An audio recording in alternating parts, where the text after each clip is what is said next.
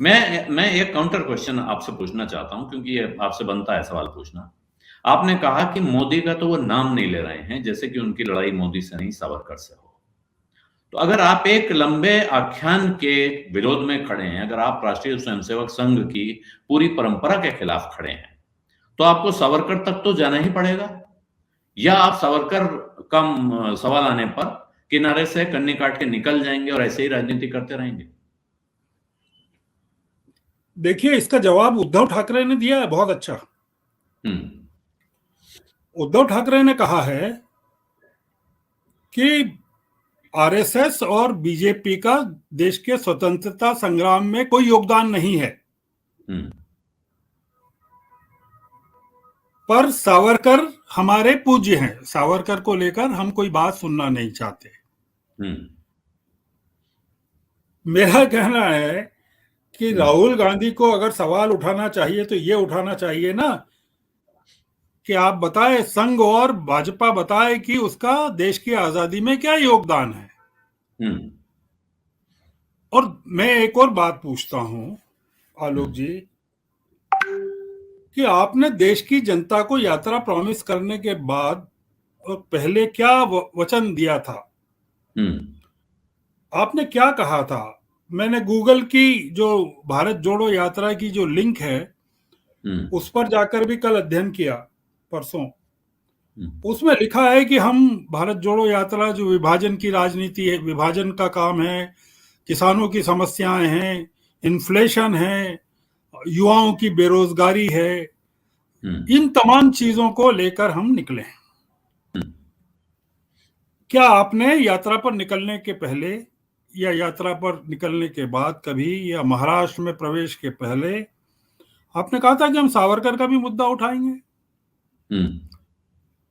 जब आप विभाजन की राजनीति की बात करते हैं तो उसमें गोडसे भी आ जाता है, भाजपा भी आ जाती है, संघ भी आ जाता है और सावरकर भी आ जाते हैं।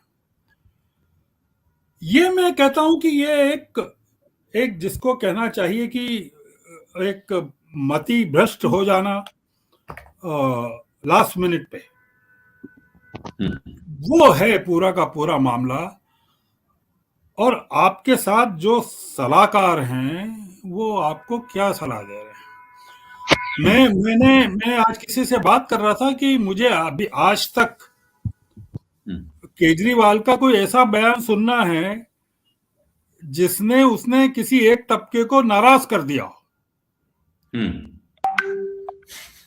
मतलब इतना चतुर आदमी है कि वो बोलेगा नहीं, शाहीन बाग पर नहीं बोलेगा, धारा 370 पे नहीं बोलेगा, सीएए पे नहीं बोलेगा, बिल्किस बानो पर नहीं बोलेगा। वो नहीं बोलना ठीक है, वो बोलकर विवाद नहीं खड़ा कर रहा है। आप तो यार जबरदस्ती आप बेल मुझे मार कर रहे हैं। लेकिन जब केजरीवाल नहीं बोलते हैं गर्ग साहब, तो फिर हम उन पर सवाल उठाते हैं कि केजरीवाल बिल्किस बानो पे क्यों नहीं बोल रहे हैं, केजरीवाल शाहीन बाग पे क्यों नहीं बोल रहे हैं, और केजरीवाल की पूरी राजनीति गंभीर रूप से सवालों के घेरे में आज की तारीख में। आपका काम ये नहीं है कि केजरीवाल क्यों नहीं बोल रहे हैं, आपका काम ये भी नहीं है कि ओवैसी राम मंदिर पर क्या बोल रहे हैं, या आपका ये भी काम नहीं है कि ओवैसी किस मुद्दे पर बोल रहे हैं। आपका काम है कि आप क्या बोल रहे हैं। आपकी लड़ाई का आपको वो मालूम होना चाहिए।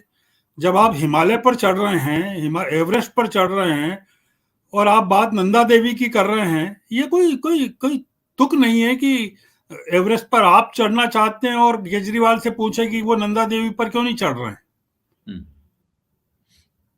ये कोई तुलना नहीं है कि आप केजरीवाल से ये पूछें कि वो ऐसा क्यों नहीं कर रहे। आप तो ये बताइए ना, अकाउंटेबिलिटी तो आपकी है। आपसे पूछा कि साहब ये कांग्रेस इतनी कमजोर क्यों है पार्लियामेंट में, और आप इसका क्या फायदा मिलेगा आपका यात्रा का। तो वो कह रहे हैं कि आई कांट प्रेडिक्ट। बोले जब उनसे पूछा कि इस यात्रा का क्या फायदा मिले, जब वहां पर हैदराबाद में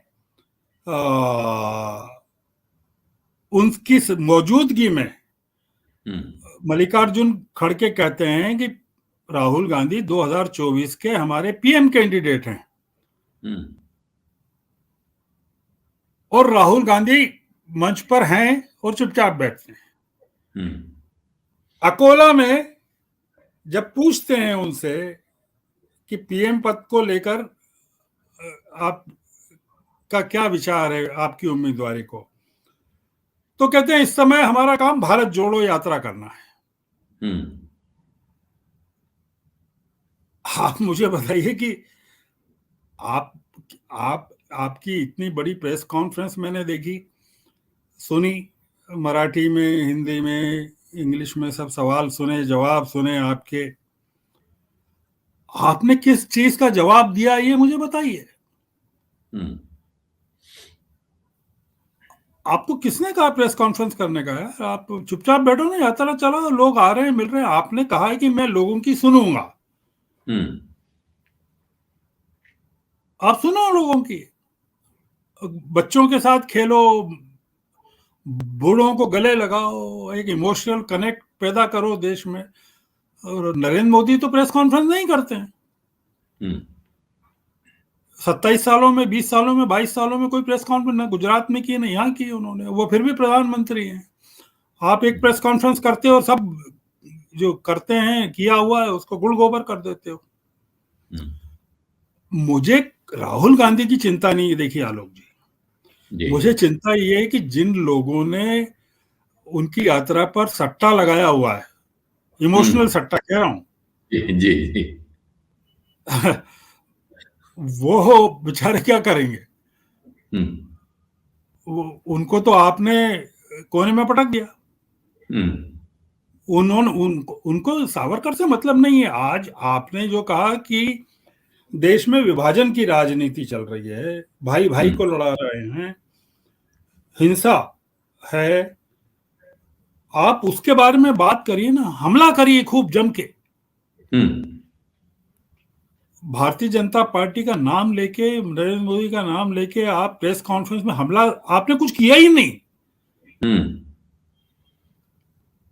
सत्य हिंदी का ऐप डाउनलोड करें गूगल प्ले स्टोर पर।